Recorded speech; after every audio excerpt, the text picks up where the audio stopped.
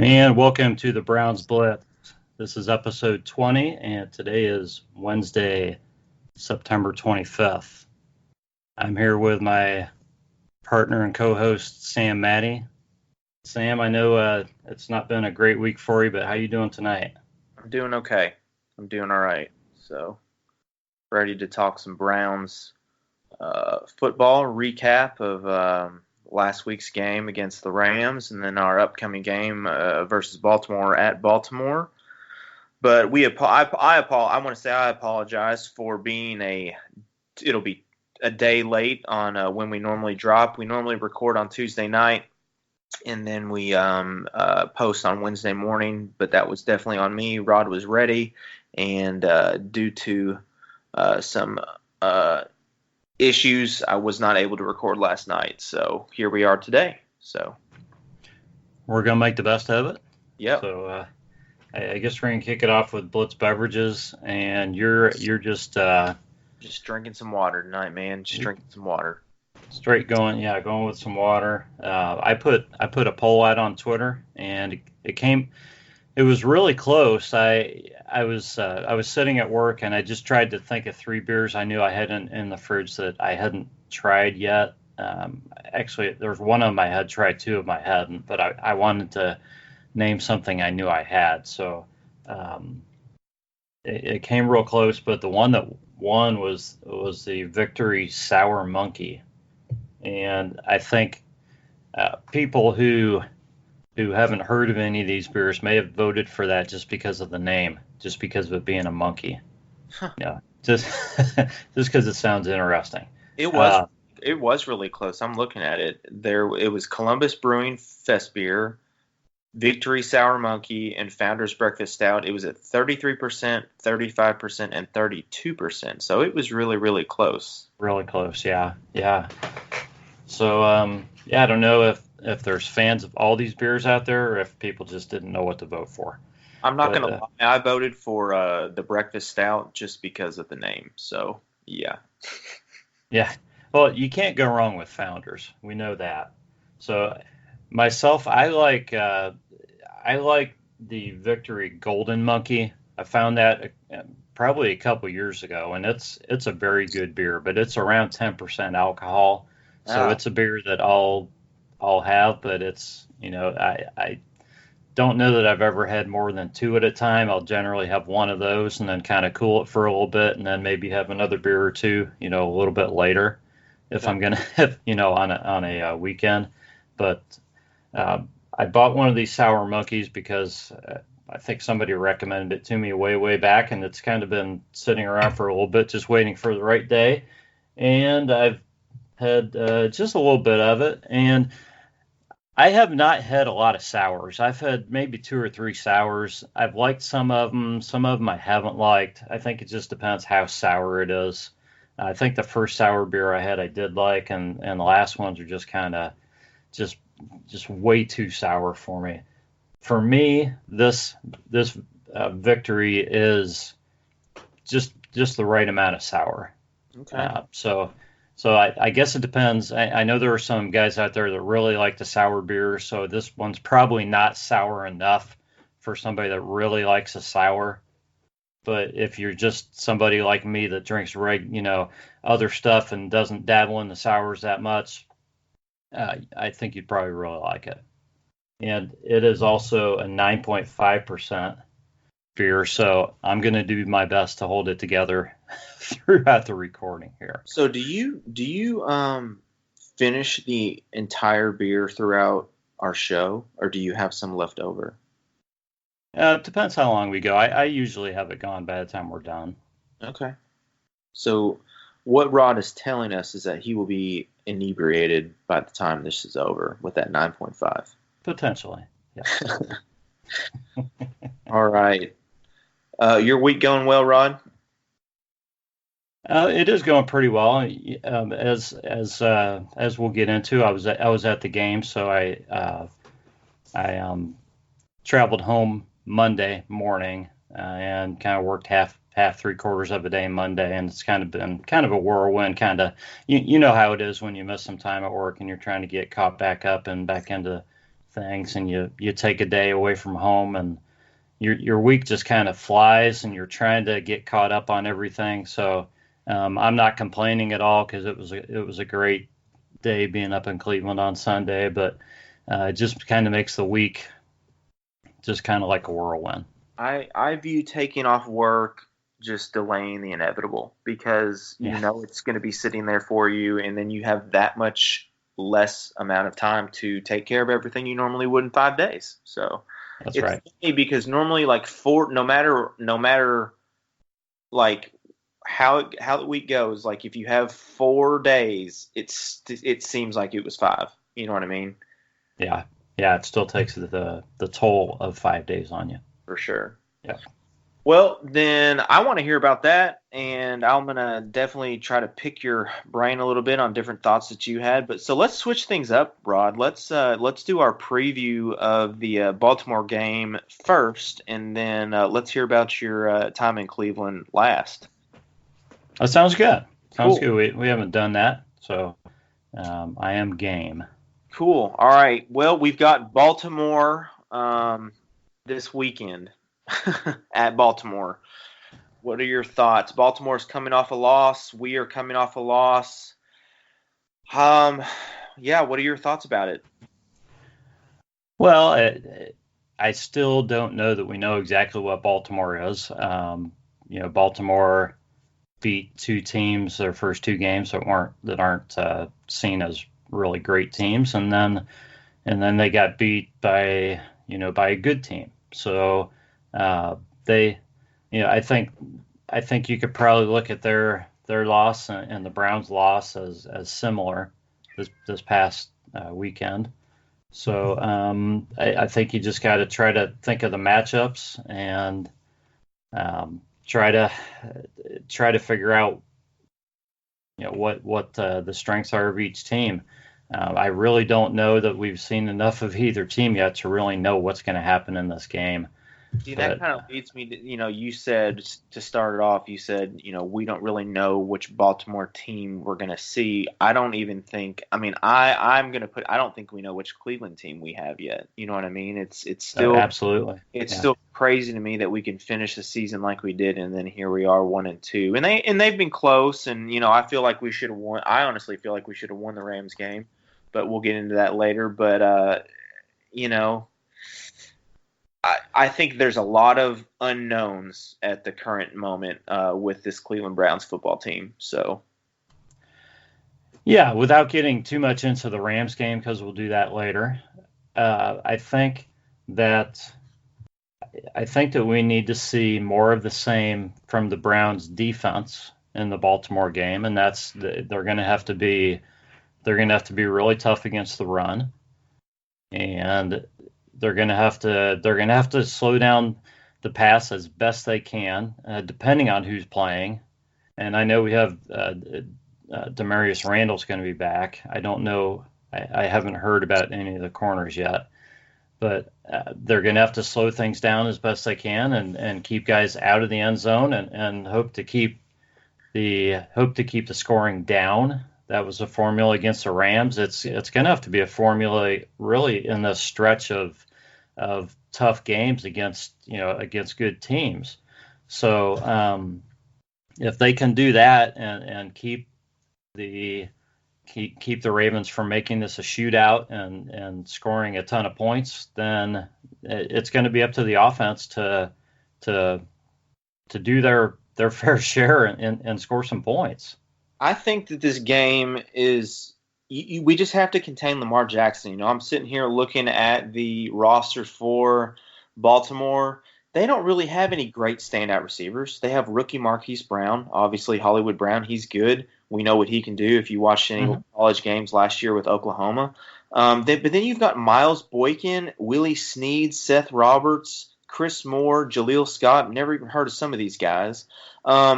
He's really, really doing well at utilizing all 3 of his tight ends and Nick Boyle, Mark Andrews, and Hayden Hurst. But the only other, huge weapon that I see besides Hollywood Brown is Mark Ingram. He scored 3 times last week, and he's really been a surprise to me. I knew that he would do good, but I didn't know how well that he would do. I didn't expect him to do this well thus far. But, I think if we really, really can put some pressure, but see, putting pressure on Lamar Jackson just could create stuff, with his scrambling ability and being able to maneuver and create plays outside the pocket. So I really, really think the focus needs to be on Lamar Jackson, but not too much to where then we're, forgetting about Marquise Brown, who's a deep threat, or Mark Ingram, who he could dump down to, or these tight ends that he's doing really, really well at utilizing, down the seam. So Yeah, if like you said, if you're comparing wide receivers, just comparing them to what the Browns have faced, with the Rams, for example, and they're going to have to do, if they can contain, if they can contain and keep the Rams receivers out of the end zone for the most part, then they're going to need to do that at a minimum, against the Ravens. And yeah, you have to figure the rushing attack's a little bit different. You hope that they learn something against Marcus Mariota in that first game, and we know the first game was a total debacle, but I think they're going to be looking at some of that film. They're going to be looking at what Lamar Jackson's done in these first 3 weeks of the season. And yeah, they're going to have an answer, because if he's out there running wild and just getting first downs at will, then it's going to be a problem, because it's going to open up other things for him. And we'll just have to see about Mark Ingram. I think they've done a pretty good job against opposing teams' backs up to this point. I think I think Lamar Jackson is the main focus, and I'm sure that's what they're spending a lot of their time prepping for right now. What I do like about Mark Ingram, the matchup against Mark Ingram, is he is a very north and south runner. He's not very elusive. When comparing him to like Alvin Kamara when he was with New Orleans, obviously they split the time there with both of them. But Mark Ingram is very much a north and south pound the run. A lot of his touchdowns, to my knowledge, have been goal line stuff or really, really short yardage. He's not one to break one for 50. You know what I mean? So right. Maybe, but again, I don't want to overlook anything by any means and then be caught off guard. And that's what I hope that doesn't happen, is that we focus so much on Lamar Jackson that then you've got Mark Ingram running for 100 somehow, and then Hollywood Brown catching 7 to 9 receptions for over 115 yards. That would just be a big fail thus far, seeing how the Ravens offense has played against 3 other teams this year. So hopefully we just don't get exploited. And like you were talking about, I don't know, I haven't seen any injury roster yet for this week. So like you said, Demarius Randall hopefully will be back, and hopefully Morgan Burnett will be back. We'll have to see. I haven't heard anything about the corners either. But yeah, it's honestly, I really hope to see a really good AFC North game. And I think both of these teams have potential to be some of the better ones in the NFL. So we'll just have to see what happens. Yeah, I agree. I think, if I'm being honest, Lamar Jackson he surprised me a little bit with the passing. I know it's been primarily against bad teams up to this point, or bad defenses, but he's passed the ball better than I thought he would, and we'll see what he can do against. I'm giving the Browns the benefit of the doubt here, but against a better defense, I know that their pass coverage wasn't outstanding last week, but overall the Browns defense has been not too bad the last couple of weeks. Right. You want to go ahead and give a score prediction for the game? Oh geez, yeah, I really haven't even gotten there yet. Sam, do you have something in mind that you would like to share? No, I don't, but I can come up with something pretty quick. Yeah, I will too. Let me think about this. I'm gonna say that it's like 24-21. I think we lose to a Justin Tucker field goal. Well, I'm not going to disagree with you. I think it's going to be a close game. I think it's going to be in that 20-point range for each team. So but I think the Browns are going to pull this game out. Okay. I just have a feeling. So I'm going to go 27-24 Browns. Okay. All right. Austin Seibert with the win. Yes. Yes. Cool. All right. Well, there's our projection. We need to go back and see who's winning overall between ourselves on projections. We need to check that out, and I'll make sure to have that for us next week so we can see who's been better at projecting and guessing the games. So. Yeah, I do have last week's written down because I didn't remember them. I just kind of flipped here, and We both had the Rams winning, didn't we? we both had the Rams winning. So let's see. I think you had 28-17 and I had 17-14. Okay. Is that right? Or was it the other way? I think you had the 28-17 and I had 17-14. Okay. So I guess you were closer. A little, not much. We were both pretty close. Yeah. All right. Well, speaking of the Rams, Rod, you were in Cleveland. You were there for the game.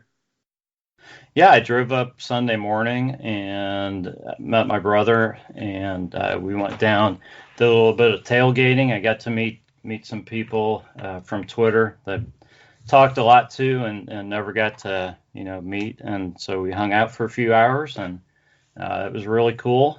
Were you And Muni lot? no, we were at Top Dog tailgate. And how was it? Was it a big turnout, I'm assuming?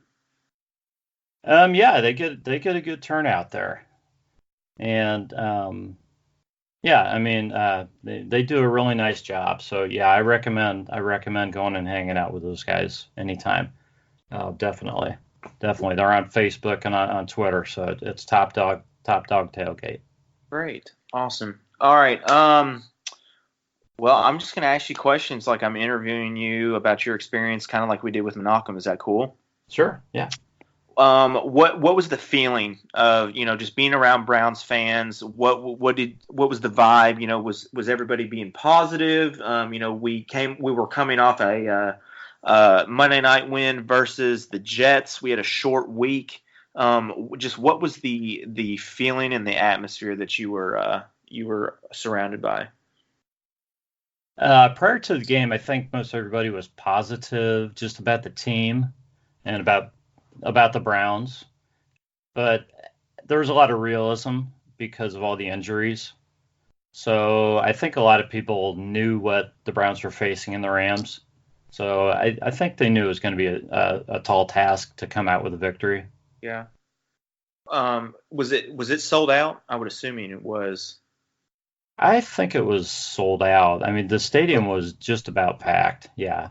Yeah, there were not a lot of empty seats. Was there a lot of Rams fans there or no? There were quite a few. There were more than I expected. Okay.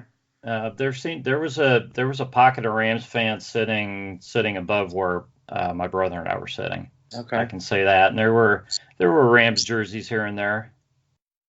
What was your? Obviously, you went there because we talked last week on the podcast. You were up there for Clay Matthews Jr. Being inducted, and how that happened during halftime, correct? Yeah. There was a ceremony at halftime. It was tremendous. Clay came out. His family came out. His wife and and kids, grandkids came out, and actually Clay the third delivered a message over the whatever you want to call it, the scoreboard. Jumbotron. Yeah, I was going to say Jumbotron. I don't know if that's what everybody calls it there in Cleveland or not, but over the Jumbotron, and it was a really good message. So he delivered that, and then Clay spoke for a while. He talked about his teammates, about how great the fans were, and just how this accolades like this, how they really weren't possible without his teammates, and that how some of this kind of made up for some of the disappointments with the team in his career. And he really thanked everybody and gave everybody credit except himself, which is kind of Clay Matthews. That's kind of the guy he is, I guess. So Was the crowd just going wild? The crowd went wild. Yeah, the crowd went wild. We talked Hall of Fame, and actually Clay the Third said that he hoped this would kind of be the thing that would get him pushed to his rightful place in the Hall of Fame, and that's when the crowd kind of went crazy. Awesome. So, I saw that was pretty cool. I saw some of the pictures and some of the videos that were taken from people that were at the game, and it looked awesome. So it looked like the fans really were engaged and were really, really showing their appreciation and their love for Clay, and I just think it's awesome you got to experience that. It was great. And actually, after they showed that video and Clay spoke for a while, it worked out that the Rams were coming back on the field, so Clay the Third actually came up and gave him a hug on stage and stuff. It was kind of a big moment. It was pretty cool. Awesome. And it's just awesome too that it happened that Clay was on the opposing team and was actually there. You know what I mean? Not that he wouldn't have been there anyway because it was a Monday, and unless he was playing on a Monday night, right. Between one of the two teams in the NFL, he would have been there anyway. But it was cool that he actually, was in there playing against Cleveland and was a member of the Rams. So that's pretty neat. Yeah, it was cool. It was an excellent ceremony. They did a great job with it. They showed a great video of Clay's career. It was just very well done. Did they give any Clay Matthews bobblehead, shirt, towel, anything away, knowing that that game was for the ceremony and stuff? Was there any kind of giveaway that the Browns did? They gave away a I don't know what to call it, a kind of like a thick paper kind of a thing, like a commemorative thing that had Clay on the front, and on the back it is like the Brown schedule and all the rosters for the game and everything. So cool. So I ended up with a couple of those. So yeah, I'll see if I can maybe put one of those on the wall somewhere. Awesome. Yeah, definitely, with your ticket stubs and everything. Yeah, if only they had ticket stubs now. Oh, that's right. Everything's digital. It's all electronic. Yeah. All digital. Yeah, digital. Yeah, that's the other thing. You put your ticket into your wallet on your iPhone, right, and all this. So all you got to do is push it up there and put your code in. I got up in the line and I couldn't put my code in. I had to stand there. The internet was so horrible. I couldn't even put my code in on my phone to open up the ticket. You were showing your age to technology. Everybody around you or behind you was like, "Can we just get this guy to move on?" Hey, I had the ticket in my wallet like I was supposed to. So they say, or so you say, Rod. So you say. Well, they eventually let you in because you finally figured it out. So good job, Rod. I finally got an internet connection. Yeah. You conquered it. You didn't just want to use the regular LTE that was there? You weren't going to trust that? What the cell service? I was hooked into the stadium internet too. Oh, okay. Along with whatever 50, 60, 70,000 other people. Right. Gotcha. All right, well, let's jump in and talk about the game. The Rams put points on the board first with a Greg Zerlin 53-yard field goal. And that was the end of the first quarter. Going into the second, Austin Seibert hit 2 field goals, one from 23 and one from 35. And going into half, the Browns were up 6-3. Rod, when I saw this and I tweeted about it, I couldn't believe, first of all, that the Rams didn't score more points, and two, that we were winning. Yeah, and Zerline missed a 39 or 42-yard field goal attempt at wide right. Yeah. Right, yeah. Amazing. I wasn't shocked at all that he hit the 53-yarder because you just assume he's going to make everything from that distance. But when he missed that whatever, it was right around 40, I think, 39 or 42 or something. I was surprised. I was really surprised he missed that, and I really thought the Browns had something going there. So during the first half, what stood out to you? Your thoughts on Baker, Nick Chubb, OBJ, the defense, penalties, referees. Go ahead. You've got the microphone. Well, it was the defense. I mean, you hold the Rams to the LA Rams, the defending NFC champs, to 3 points in the first half. You're doing your job. I just talking to my brother before the game, it's like the best chance the Browns have is to keep this thing low scoring and to hope to win it at the end with a score. So mission accomplished. They held the Rams to 3 points in the half. So this is defense that was missing all four starters. All four of their defensive back starters. Just a great job by those guys, and it was really amazing how they did it because they were not putting consistent pressure on Jared Goff in the first half at all. Yeah, it seemed like he had all day to throw the ball sometimes. It's just like, oh my gosh, somebody get in there. They did a better job here and there, but the Browns defensive line had a tough time most of the night getting to Goff. And the Rams, I guess it was probably more in the second half, but the Rams, they really have some well-designed plays. Let's just put it that way. But the Browns did what they could. I thought Baker looked really good and accurate when he was out warming up and everything. He looked very comfortable. One thing that I noticed was that for the most part, we didn't have the issue of him of the play clock being at 0 or 1 every time right. he was snapping the ball. Right. The ball was snapped. So that was an improvement. Penalty wise, a slight improvement, maybe. The Browns had 8 penalties for 60, and LA had 7 penalties for 49. It seemed like it honestly probably seemed like there were more penalties than that for the Browns, but there were some bad ones that knocked the Browns back and kind of messed up some drives. But overall, there wasn't a whole lot to complain about on the penalties. I think the Browns got a couple of favorable calls in the game overall. So I'm not complaining whatsoever about the officiating in this game. I'm looking at the stats right now. Let's see here. Total plays, we had 63. They had 64. The total yards for the Rams was 344 to our 270. Passing was 254 for the Rams, 175 for us. Rushing was really close. They had 90 and we had 95, both with 24 rushing attempts apiece and average roughly about 4 yards per rush. In the red zone, we were 1 for 4. They were 2 for 3. So that's something to consider. They had 3 turnovers, 1 fumble, 2 interceptions, and we had 1 interception.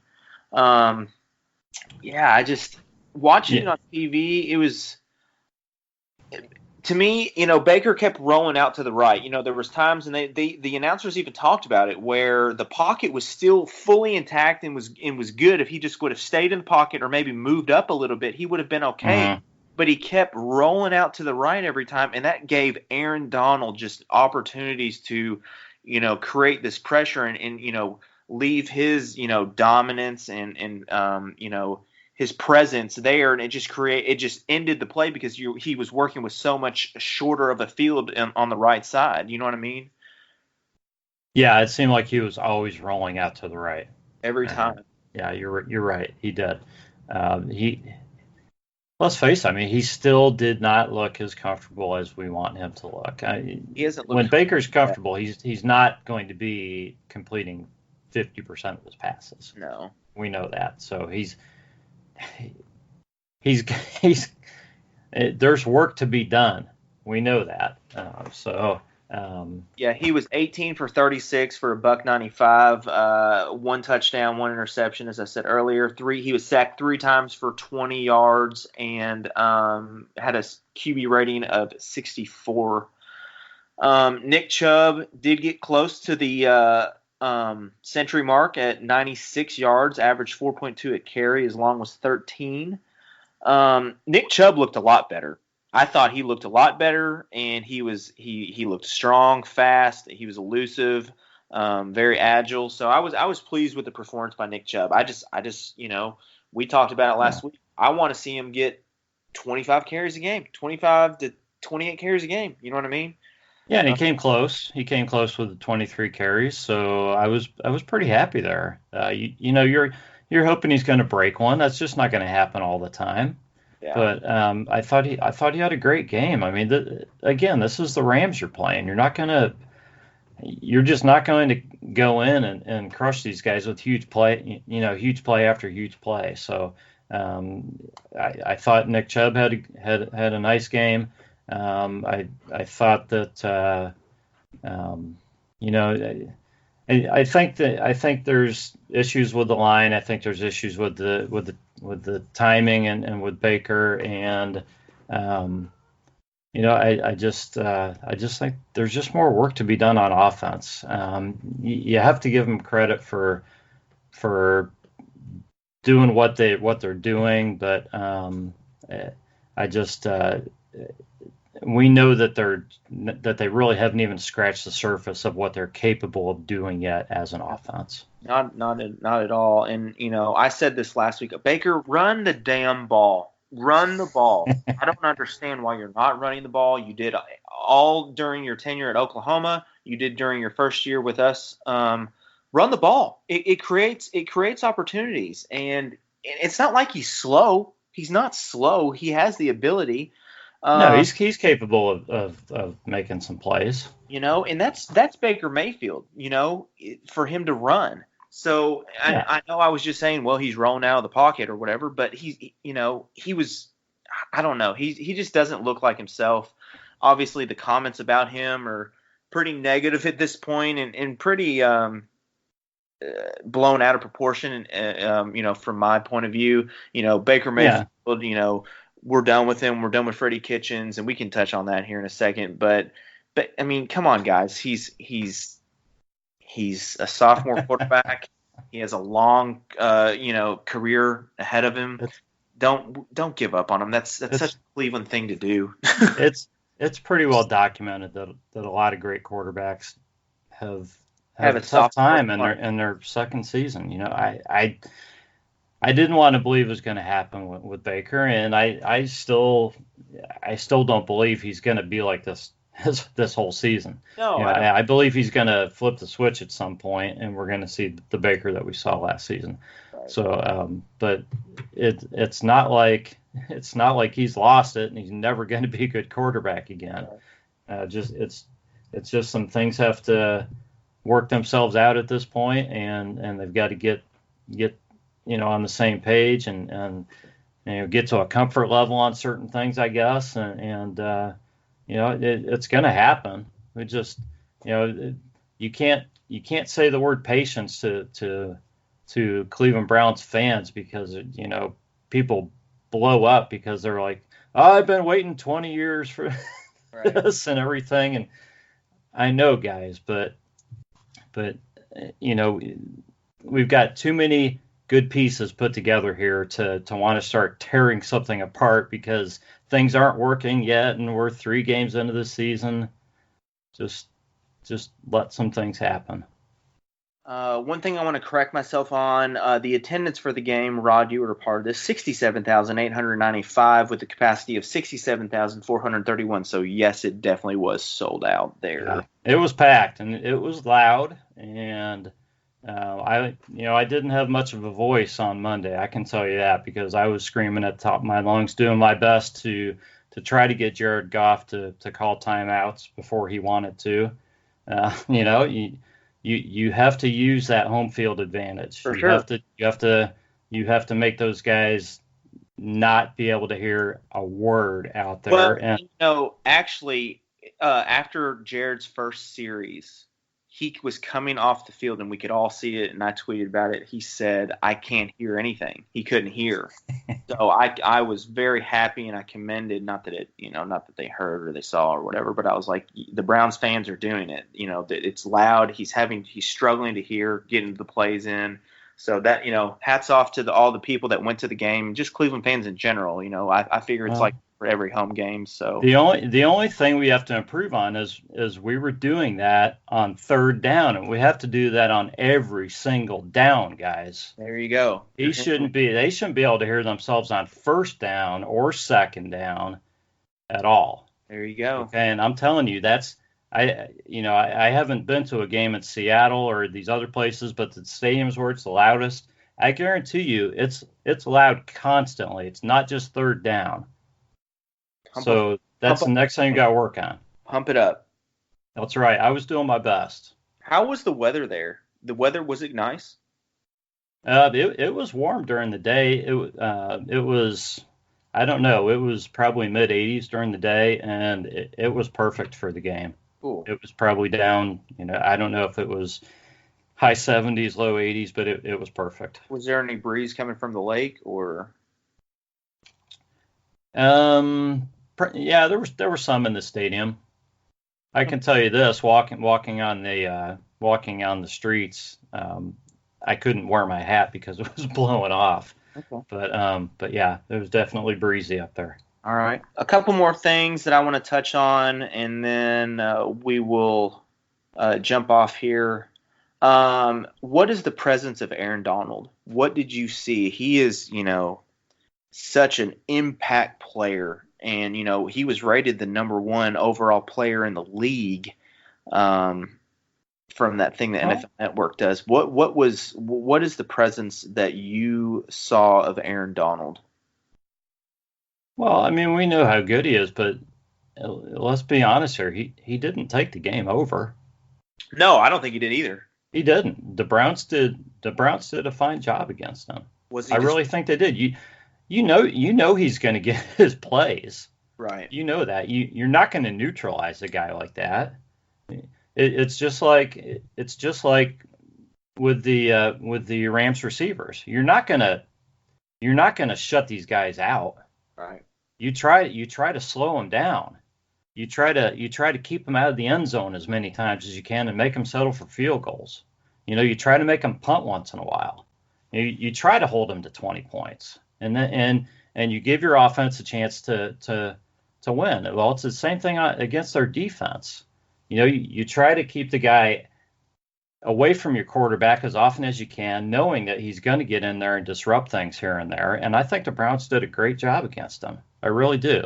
No, and that was my biggest worry coming in, with our questionable O-line. I was like, I talked to you on the phone. I said, Aaron Donald is just going to he is just going to wreak havoc on our offensive line. It's going to be terrible. Yeah. But I agree with you 100%. I think that the O-line did very well at containing him, and like you said, he did not take over the game as probably not only myself but others expected him to do. No, I mean, Baker was sacked 3 times. I don't know. I would have to go back and watch all 3, but 1 or 2 of them, 2 of those sacks were because Baker held the ball too long. Right. He's still holding the ball too long. He still seems to be back there going through all of his progressions before he makes a decision. Yeah, Aaron Donald only had 1 of those sacks. Both of the other ones were by Clay Matthews. So, ironically. Yeah. And I know that he was holding the ball too long. The thing about rolling out to the right and throwing the ball away, I mean, you have to. Some of that's okay because Baker was taking care of the ball. He was throwing it away sometimes when he should have, but he was throwing away too often.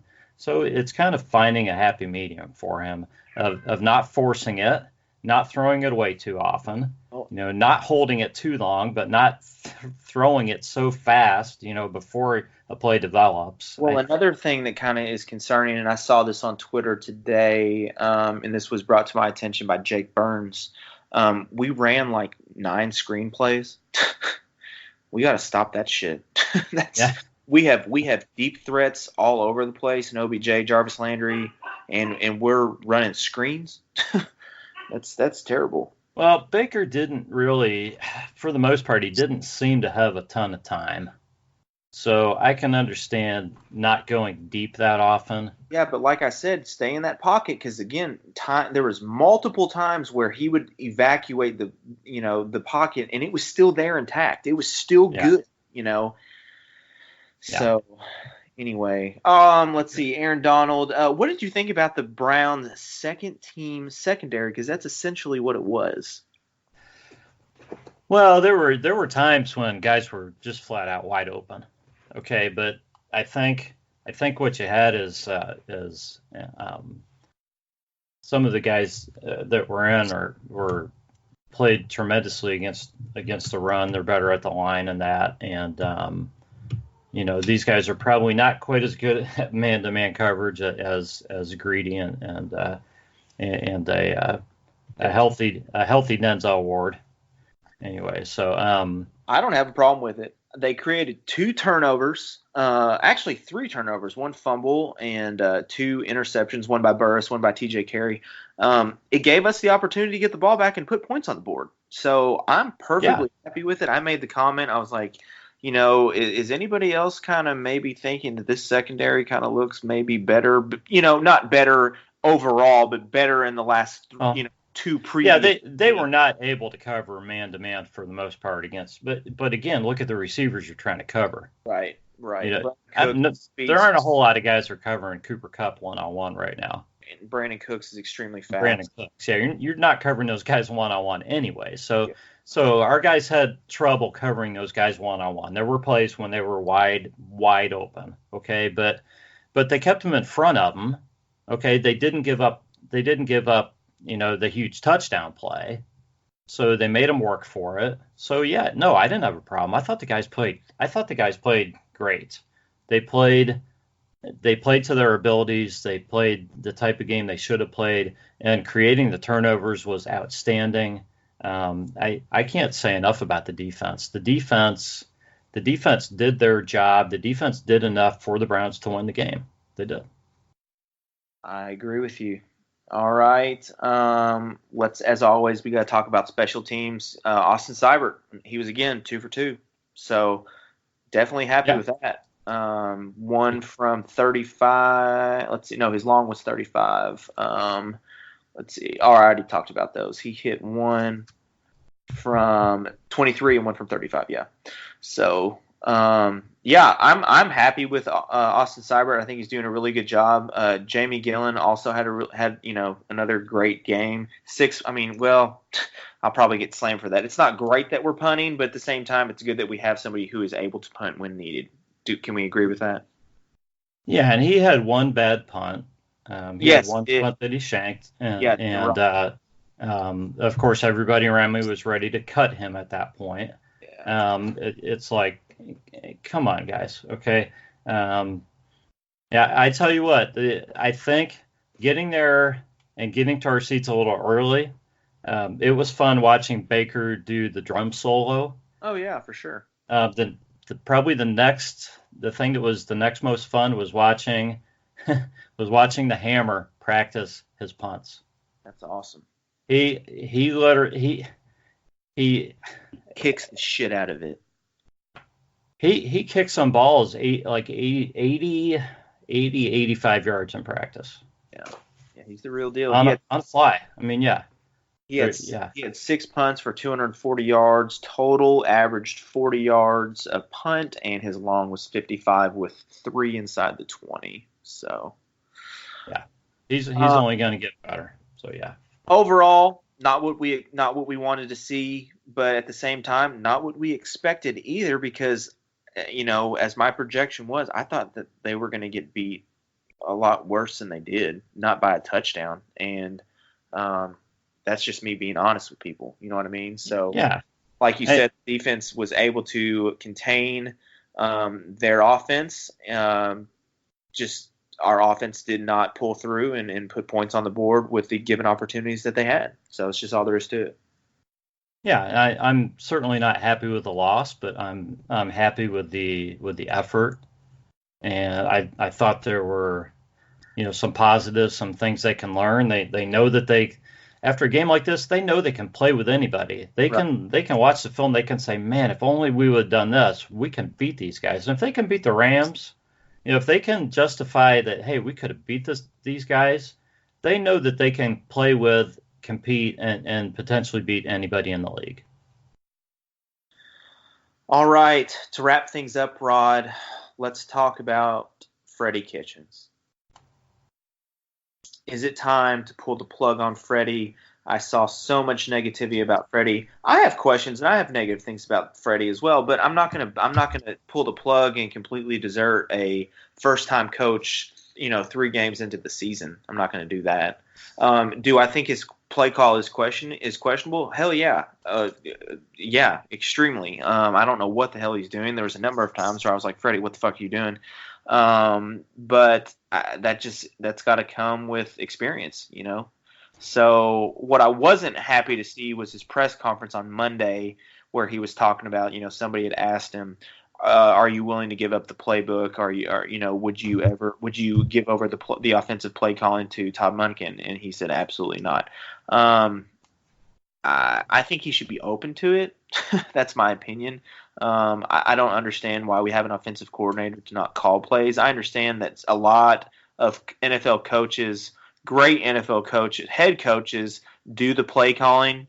But obviously, thus far, it's not really working. And I think right now it is taking a toll and only bringing out bad in Baker Mayfield. So maybe it is time for a change. I just think it's too early. I just think it's too early. First of all, talk of him losing his job is ridiculous, and I tweeted that, and I got 806 likes. So I think most people agree with me that it's too early for anybody to talk about Freddie losing his job. We've been on this roller coaster before. The only way you grow a franchise is to have some consistency. So, if you want to start this thing all over and get a new coach in and turn everything over and all that stuff, you're just going to screw everything up. So, and I like Freddie anyways. So, changing coaches is a stupid idea as far as I'm concerned. As far as the play calling, yeah, there were a few plays, sure. But I think it's too early for that. I don't think Freddie's even thought about that yet, so I think that's where that answer came from. I believe that that's something that if he really thinks that it's a problem down the road, I think he would look at it. I just think that was his answer at this point because you're only 3 games in, and when you're talking about play calling, you have to realize that you've got issues on the offensive line. You've got penalties. You've got Baker who's not comfortable. It's not just the play calling, okay? Calling different plays is not the only answer as to why things aren't working, okay? So he's had a couple of play calls that were bad. He's had some pretty darn good play calls too. So I just think we need to give him a break. Let this thing kind of, just kind of see what happens over the next few weeks. And, I think he's going to keep reassessing. We've got some tough games coming up, Rod. Tough. Our next 5 are pretty tough. We've got Baltimore on the road, San Francisco on the road, Seattle at home. We have got our bye week, and then we've got the Patriots. And then Denver hasn't been what I thought they were going to be, so maybe that won't be as bad. But, again, that's on the road at Denver. So, you're in New England the week before, and then you're traveling to Denver. So maybe the traveling takes a toll on them. I don't know. But, yeah, I mean, we've definitely got some tough games ahead of us. So hopefully we can get these issues straightened out. So. Yep. It's a tough schedule. We know that. But, I mean, this is the NFL. There are no gimmies in this league. Right. Well, all right, fans. we've got a regular Sunday 1:00 game. I know a lot of people were like, everybody was like, we need more primetime games. We need more primetime games. And then all I saw on Sunday was like, does anybody miss 1:00 games? You guys get one. Yeah. It's just us being Browns fans. We just can't be happy. We're never going to be happy. All we want is wins. So I'm right there with you guys. But yeah, thanks for listening. This has been Sam, Mad, and Rod coming at you. Thanks again for all the support. Follow us at the Browns Blitz on Twitter. You can follow Rod at Rod Clee at Clee. Oh my God. At Clee Rod B. Clee Rod B. It's been that kind of day, Rod. That's all right. I woke up and I thought it was Thursday. And that was very, very, very sad when I realized it was Wednesday. I can understand that. Guys, you can follow me at the Sam Mad. Thanks for joining in, and we will talk with next week on Tuesday for sure with our recap of Baltimore and our upcoming game against the San Francisco 49ers on Monday night. So have a good rest of the week.